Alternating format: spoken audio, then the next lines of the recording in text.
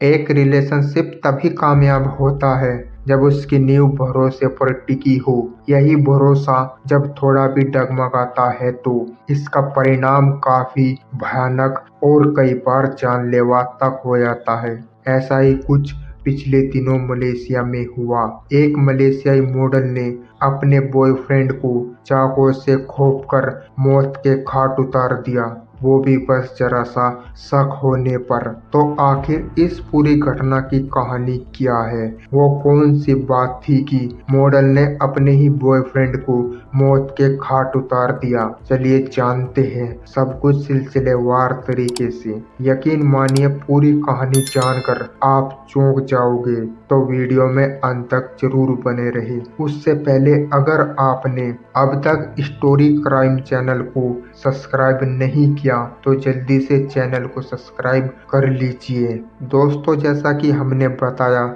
ये कहानी मलेशिया की है। सुबह के लगभग 9 बजे मलेशिया पुलिस के पास साइबर हॉस्पिटल से एक इमरजेंसी कॉल आती है। ये कॉल हॉस्पिटल के इमरजेंसी डिपार्टमेंट के स्टाफ ने की थी। पुलिस के पास कॉल करने वाला स्टाफ बताता है कि सुबह के लगभग 7 बजे एक युवक को एक लड़की हॉस्पिटल में लेकर आई थी। लड़के की हालत काफी ज्यादा खराब थी। उसके हाथ और जांघ से बेतहाशा खून बह रहा था। डॉक्टर के मुताबिक उस युवक की स्थिति काफी गंभीर थी। उसके हालात को देखते हुए उसे बचाने की भरपूर कोशिशें की जाती है। यहाँ तक कि लगभग 30 मिनट तक उसे सीपीआर देकर बचाने का प्रयास किया जाता है, मगर सभी कोशिशें नाकाम हो जाती है और फिर 7:30 पर उस लड़के को मृत घोषित कर दिया जाता है। इस जानकारी के बाद पुलिस वाले अस्पताल में पहुंचते हैं और शव का पोस्टमार्टम कराने के लिए भेज देते हैं। इसके अलावा लड़के की पहचान करने के लिए भी कोशिश शुरू की जाती है। शुरुआती जांच में पता चलता है कि मरने वाला लड़के का नाम घोष है। पुलिस द्वारा जुटाई गई जानकारी के मुताबिक घोषगन पेशे से एक फोटोग्राफर था। एक फोटोग्राफर से आखिर किसकी दुश्मनी हो सकती है और कौन उसे इतनी बेरहमी से मार सकता है? इस बात का पता लगाने के लिए अब पुलिस वाले अपनी जांच का दायरा बढ़ाते हुए घोषगन के परिवार वाले और कुछ जानने वालों से संपर्क करते हैं। इस जांच में पुलिस वालों के सामने तामी आनंद नाम की एक पार्ट टाइम मॉडल का नाम सामने आता है। कुछ सोर्सेस के मुताबिक तामी आनंद मूल रूप से भारतीय है। हालांकि मलेशिया न्यूज एजेंसी के मुताबिक तामी आनंद और घोषगन दोनों ही मलेशिया मूल के थे। इतना कुछ पता चलने के बाद कुछ दोस्तों से पता चलता है कि तामी आनंद एक पार्ट टाइम मॉडल है। इसके अलावा तामी आनंद ने मेडिकल की भी पढ़ाई की थी, मगर उसने डॉक्टरी को अपना पेशा बनाने की बजाय मॉडलिंग के क्षेत्र में अपना करियर बनाने का फैसला किया।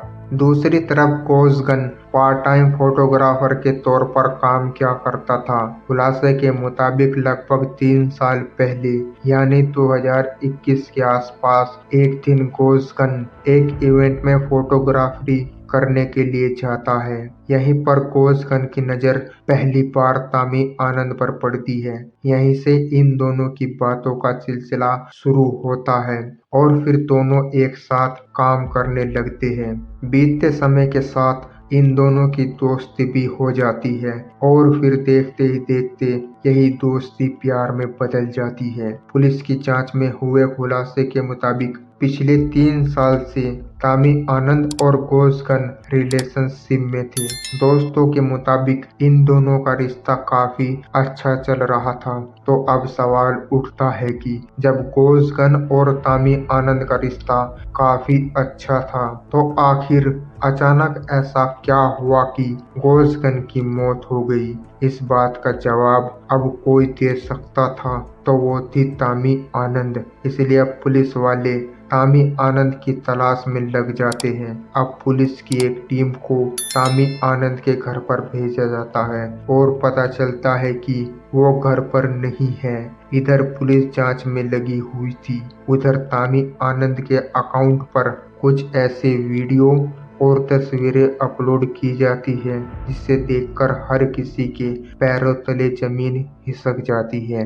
वो वीडियो किसी और का नहीं बल्कि कोसगन का ही था। वीडियो में तामी आनंद भी साफ दिखाई दे रही थी। वीडियो में साफ दिखता है कि कोसगन के हाथ और जांघ से बेतहाशा खून बह रहा था। दूसरी तरफ तामी आनंद भी परेशान दिख रही थी। इसके अलावा कमरे में एक और लड़का है जिसके हाथ में मोबाइल है और वो इन सभी घटना की वीडियो रिकॉर्ड कर रहा है। वीडियो में पूरी कहानी समझ में नहीं आती, इसलिए पुलिस वाले तामी आनंद की तलाश तेज कर देते हैं। अस्पताल वालों ने जानकारी दी थी कि इस लड़के को अस्पताल तक कोई एक लड़की लेकर आई थी, इसलिए पुलिस वाले अनुमान लगाते हैं कि शायद इस लड़के को अस्पताल तक लाने वाली कोई और नहीं बल्कि तामी आनंद ही होगी। और अगर वास्तव में तामी आनंद इसे अस्पताल लेकर आई होगी तो वो फिलहाल अस्पताल के आसपास के इलाकों में ही हो सकती है। इसी शक के आधार पर पुलिस की कई टीम अब अस्पताल के आसपास के इलाकों में सर्च ऑपरेशन शुरू कर देती है। पुलिस की यह तरकीब काम आती है और फिर लगभग 4 घंटे की मेहनत के बाद पास के ही एक इलाके से पुलिस द्वारा तामी आनंद को गिरफ्तार कर लिया जाता है। पुलिस द्वारा दी गई जानकारी के मुताबिक पुलिस की पकड़ में आते ही तामी आनंद खुद को बेगुनाह बताना शुरू कर देती है। हालांकि जब पुलिस वाले सख्ती के साथ पूछताछ शुरू करते हैं तो तामी आनंद ये स्वीकार कर लेती है कि कोसगन के हाथ और पैरों में जो जख्म के निशान हैं वो उसी ने किए थे। अब पुलिस वाले तामी आनंद से पूछते हैं कि आखिर तुमने कोसगन की ये हालत क्यों की, तो इस पर वो कुछ ऐसा जवाब देती है जिसे सुनकर हर कोई हैरान रह जाता है। तामी आनंद द्वारा दिए गए बयान के मुताबिक इन दोनों का रिश्ता तो काफी अच्छा चल रहा था, मगर पिछले कुछ दिनों से तामी आनंद को लगने लगा कि कोसगन उसे समय नहीं दे रहा है। इसके अलावा तामी आनंद को शक होने लगता है कि शायद कोसगन अब किसी और को प्यार करने लगा है। इस सोच के आने के बाद तामी आनंद के मन में जलन की भावना आ जाती है। इसी के बाद 12 मार्च 2024 की सुबह जब कोसगन तामी आनंद के पास आता है तो इन दोनों में इसी बात को लेकर थोड़ी बहस होती है। इसी बहस के बीच तामी आनंद एक चाकू निकालती है और इस चाकू से कोसगन की कलाई पर जोरदार वार करती है, जिससे कोसगन की कलाई से बेतहाशा खून बहने लगता है। अभी कोसगन संभलता भी नहीं है कि तामी आनंद अगले बार कोसगन की जांघ पर कर देती है। लगातार चाकुओं के हमलों की वजह से कोसगन के शरीर पर कई गहरे जख्म हो जाते हैं और बेतहाशा खून बहने लगता है।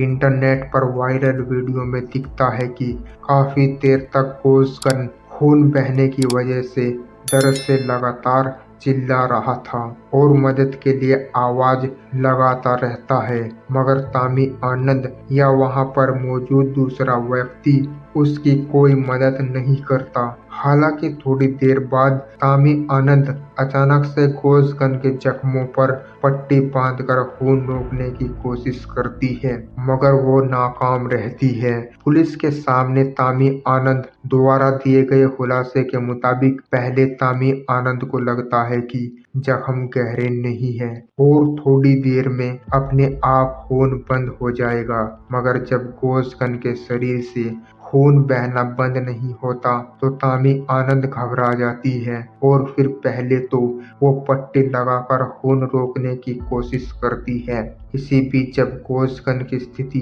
बिगड़ने लगती है तो तामी आनंद उसे लेकर पास के एक निजी अस्पताल में जाती है, क्योंकि कोसगन की हालत ज्यादा गंभीर हो चुकी थी। इसलिए पास के निजी अस्पताल वाले उसे एडमिट करने से मना कर देते हैं। इसी के बाद तामी आनंद उसे लेकर साइबर हॉस्पिटल आ जाती है। ये हॉस्पिटल इन दोनों की लोकेशन से काफी दूर था, इसलिए यहाँ तक आते आते काफी देर हो जाती है। इस बीच कोसगन की हालत भी काफी ज्यादा खराब हो जाती है। अस्पताल लाने पर सीपीआर देकर उसे बचाने की कोशिश की जाती है, मगर आधे घंटे की मेहनत के बाद उसे मृत घोषित कर दिया जाता है। इस बीच मौका पाकर तामी आनंद वहां से भाग जाती है।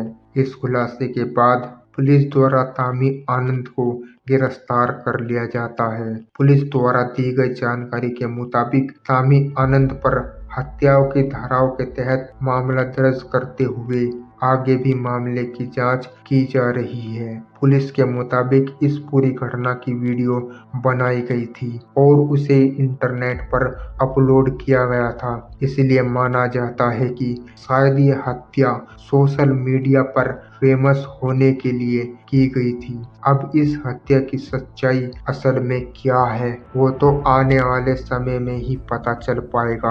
आपकी जानकारी के लिए बता दें कि कोसगन के बड़े भाई की मृत्यु भी यही कोई 6 महीने पहले कैंसर की वजह से हुई थी। दोस्तों, आपके अनुसार एक निर्दोष फोटोग्राफर की बड़ी बेरहमी से हत्या करने वाले मॉडल को क्या सजा मिलनी चाहिए? कमेंट बॉक्स में जरूर बताएं। अगर आपको हमारी मेहनत पसंद आई हो तो इस वीडियो को लाइक करते हुए शेयर भी करें। अगर आपने अब तक स्टोरी क्राइम चैनल को सब्सक्राइब नहीं किया तो चैनल को सब्सक्राइब कर बेल आइकन भी दबा दें। क्राइम की दुनिया से जुड़ी ऐसी ही कहानियों के लिए हमारे साथ लगातार जुड़े रहे। धन्यवाद।